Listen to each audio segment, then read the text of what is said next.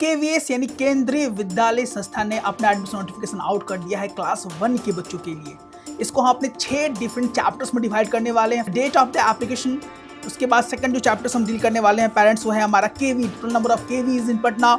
उसके बाद fee structure of the KV, उसके बाद single girl child policy and how to apply the form. Last में documentation required और सबसे लास्ट में चेकलिस्ट, क्या क्या आपके पास होनी चाहिए जानकारियाँ जिससे आपके बच्चों का नामांकन केवी यानी केंद्रीय विद्यालय संस्था पटना में हो सके। तो ऐसे उनका कंटेंट के लिए हमारे चैनल को सब्सक्राइब करना एकदम ना भूलिए। जी हाँ, नमस्कार पटना। पहले हम बात करने वाले हैं पेरेंट्स की केवी यानी केंद्रीय विद्यालय संस्था ने अपना डेट को एक्सटेंड कर दिया है। अब 24 मार्च 2026 तक आप फॉर्म को ऑनलाइन फिल कर सकते हैं और इसका जो सिलेक्शन होता है पेरेंट्स, वो होता है लकी ड्रॉ के बेसिस पे। अमूमन बहुत सारे रीजन का बहुत सारे डेट्स और टाइम दिया गया है। हम लोग का जो रीजन है वो है चेन्नई, जबलपुर, जम्मू, लखनऊ और पटना। इसका जो ड्राइंग लॉट है फॉर बाल वाटिका 1 एंड बाल वाटिका 3, जनरली जो वैकेंसीज आउट होती हैं केवी में उसके बारे में जानकारी दी जाती है। यहाँ पर बाल वाटिका 1 से लेकर बाल वाटिका 3 तक अलग अलग केवी अलग अलग वैकेंसीज निकाल सकते हैं। तो जो डेट और टाइम निकाला गया है वह है 28 मार्च 2026 को। जो टाइम हमारा पटना वाला है वो 2 बजे से लेकर 3:30 बजे तक लकी ड्रॉ के बेसिस पर बच्चों का नामांकन यानी बच्चों को सिलेक्ट किया जाएगा। क्लास 1 के बच्चों के लिए हम बात कर रहे हैं। उसके बाद बात करें लिस्ट ऑफ द केवी इन पटना। पटना में कौन कौन से केवी केंद्रीय विद्यालय संस्था है उसमें आप एप्लीकेशन कर सकते हैं ऑनलाइन के बेसिस पर। अगर देखा जाए तो केवी नंबर 1 कंकड़बाग को बोला जाता है, one of the most prominent KV में आता है ये पटना की अगर बात की जाए। केवी नंबर 2 हमारा बेली रोड आता है, लोकेटेड बीएमपी कैंपस के पास है ये। उसके बाद केवी खगौल है नियर रेलवे स्टेशन। उसके बाद जो केवी है वो केवी दानापुर में है, एरिया है इनसाइड द कैंटोनमेंट एरिया। 5 है केवी बीटा, AFSA एयर फोर्स स्टेशन बीटा। 6 नंबर हमारा है केवी IIT पटना बीटा, located within the IIT campus. IIT के कैंपस के अंदर ही हमारा केवी जो है IIT पटना चलता है। और chapter number 2 fee structure of the school. अगर फी की बात की जाए तो एडमिशन फीस यहाँ पे 25 रुपये देना होता है। Paid once upon a new admission, जब भी आप नया नामांकन लेने के लिए यहाँ पे जाएंगे पेरेंट्स तो 25 रुपये आपको यहाँ पर as a fees admission fees देना होगा। री एडमिशन चार्ज यहाँ पे 100 रुपये देना होगा। ऐसे बच्चे किसी भी कारण से उनका जो है नाम स्ट्रक ऑफ हो जाता है यानी नाम विद्यालय से कट जाता है तो री एडमिशन के लिए यहाँ पे शुल्क जो है वो 100 रुपये देने होंगे। और रेगुलर फीस की बात की जाए पेरेंट्स तो क्लास 1 से लेकर क्लास 2 तक ट्यूशन फीस यहाँ पे कुछ नहीं लगता है। VVN करके एक यहाँ पर फी लगता है ईयरली बेसिस पर, इसको बोलते हैं विद्यालय विकास निधि। VVN विद्यालय विकास निधि, उसके लिए 500 रुपये आपको देने होंगे सालाना। कंप्यूटर फीस 1 और 2 क्लास के बच्चों को नहीं देना होता है पेरेंट्स। और क्लास 3 से क्लास 5 वाले क्लास वाले बच्चों की बात की जाए तो यहाँ पर ट्यूशन फीस कुछ नहीं लगता है। VVN यानी विद्यालय विकास निधि में 500 रुपये सालाना आपको यहाँ पर देना होगा। कंप्यूटर फीस की बात की जाए तो 100 रुपये यहाँ पे शुल्क है। क्लास 6 से लेकर क्लास 8 तक यहाँ पे कोई भी ट्यूशन फीस नहीं लगता है। और हम VVN की बात करें तो 500 रुपये है और कंप्यूटर फीस भी यहाँ पर 100 रुपये है। क्लास 9 से लेकर क्लास 10th वाले बच्चों के बॉयज़ के लिए यहाँ पे 200 रुपये शुल्क है ट्यूशन फीस पर मंथ, और 500 रुपये विद्यालय विकास निधि में यहाँ पे देना पड़ेगा। कंप्यूटर फीस यहाँ पे 100 रुपये है। कॉमर्स की बात की जाए 11th और 12th वाले बच्चों के लिए, कॉमर्स या आर्ट स्ट्रीम के बॉयज़ के लिए तो 300 रुपये यहाँ पे देना होता है पर मंथ, और विद्यालय विकास निधि के लिए 500 रुपये आपको सालाना देना होगा पेरेंट्स। उसके बाद 150 रुपये आपको देने होंगे। और आप 11-12 साइंस से कर रहे हैं और आप बॉयज़ हैं तो आपको 400 रुपये महीने यहाँ पे देना होगा। और विद्यालय विकास निधि में आपको 500 रुपये देना होगा। विद्यालय विकास निधि का फीस जो है लगभग 500 रुपये क्लास 1 से लेकर क्लास 12th वाले बच्चों के लिए है। स्पेशली बच्चों की हम बात कर रहे हैं, बॉयज़ की ना कि गर्ल्स की। इस पर भी हम बाद में बात करेंगे पेरेंट्स। किस किस बच्चों को यहाँ पर ट्यूशन फीस नहीं देना होता है इस पर भी हम बात करेंगे। ऑल गर्ल्स, जितने भी हमारी लड़कियां हैं उनको क्लास 1 से लेकर क्लास 12 तक 1 भी रुपया विद्या केवी यानी केंद्रीय विद्या संस्था में पढ़ने के लिए नहीं देना होता है।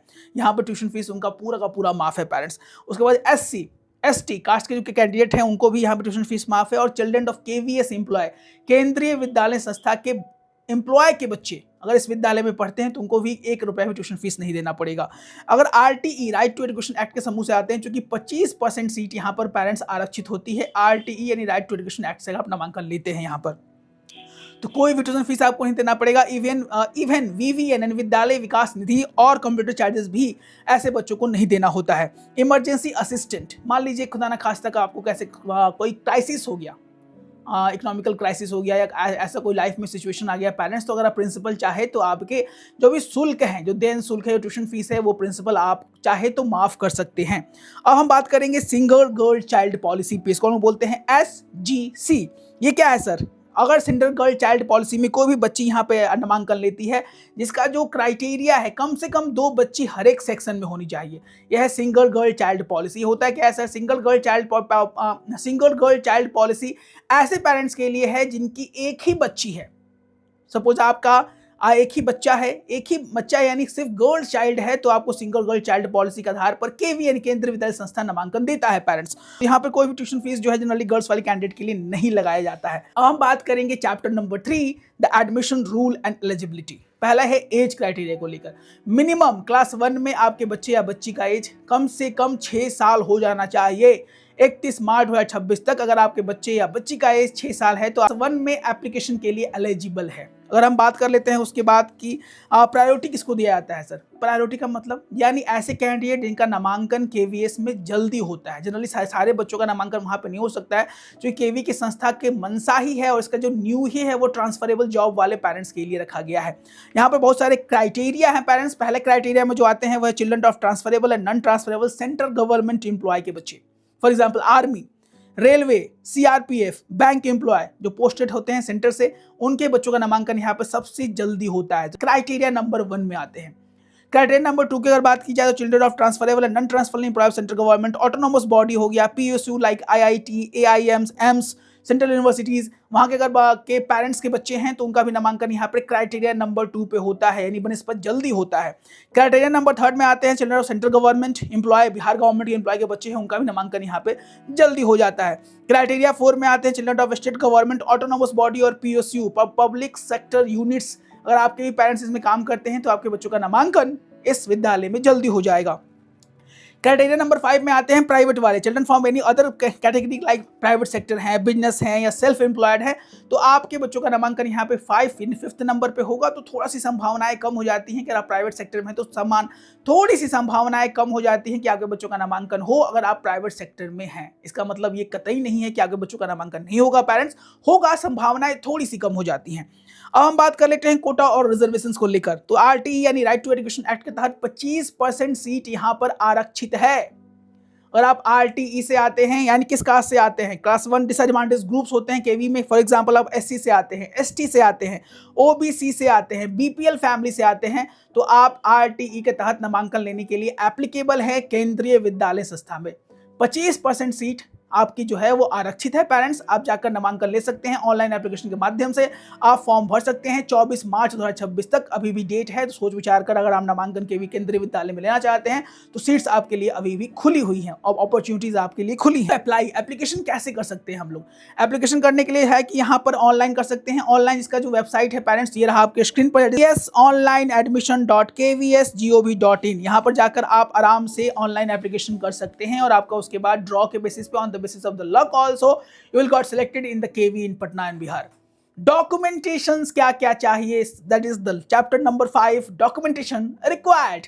पहला डॉक्यूमेंट है बर्थ सर्टिफिकेट जो कि मैंडेटरी है क्लास 1 के बच्चों के लिए। यहाँ पर होना चाहिए म्युनिसिपल कॉर्पोरेशन या विलेज पंचायत जहाँ से भी आपने इशू करवाया है वो आपके पास original as well as xerox होना चाहिए पेरेंट्स। उसके बाद सर्विंग सर्टिफिकेट, अगर आप सर्विस में हैं तो आपके पास सर्विंग सर्टिफिकेट भी होना चाहिए पेरेंट्स। फॉर एग्जाम्पल अगर आप क्राइटेरिया 1 से लेकर क्राइटेरिया 4 के किसी भी सर्विस में आप फॉलो करते हैं या उसके अंडर में फॉलो करते हैं तो आपके पास सर्विंग सर्टिफिकेट होना चाहिए, जैसे आपके क्राइटेरिया को स्कूल और विद्यालय जान पाए। उसके बाद कास्ट सर्टिफिकेट चाहिए। अगर आप एससी से आते हैं, एसटी से आते हैं, ओबीसी से आते हैं, बीपीएल फैमिली से आते हैं तो आपके पास कास्ट सर्टिफिकेट यानी जाति प्रमाण पत्र भी का होना, जाति प्रमाण पत्र का होना भी जरूरी है। उसके बाद यहाँ पे रेसिडेंस प्रूफ में क्या क्या मांगता है सर, इलेक्ट्रिसिटी बिल अगर पास है तो रेसिडेंस प्रूफ के लिए एप्लीकेबल है आप। आधार कार्ड अगर आपके पास है तो आप रेसिडेंस प्रूफ के लिए एप्लीकेबल है। रेंट एग्रीमेंट अगर पास है तो आप रेसिडेंस प्रूफ के लिए एप्लीकेबल है। अमूमन यही सब चीज़ें मांगी जाती हैं पेरेंट्स। अगर आप विद्यालय जाके प्रिंसिपल से बात करें तो कुछ और चीज़ें भी अमूमन निकल के आती हैं जो कि प्राइवेट विद्यालय जनरली पटना और बिहार में डिमांड करते हैं। एलपीजी कंज्यूमर कार्ड हो गया, बैंक पासबुक हो गया, पोस्ट पेड बिल कनेक्शन हो गया। आजकल ये भी चीज़ें जो हैं कहीं ना कहीं वैलिड होती हैं एड्रेस प्रूफ के लिए।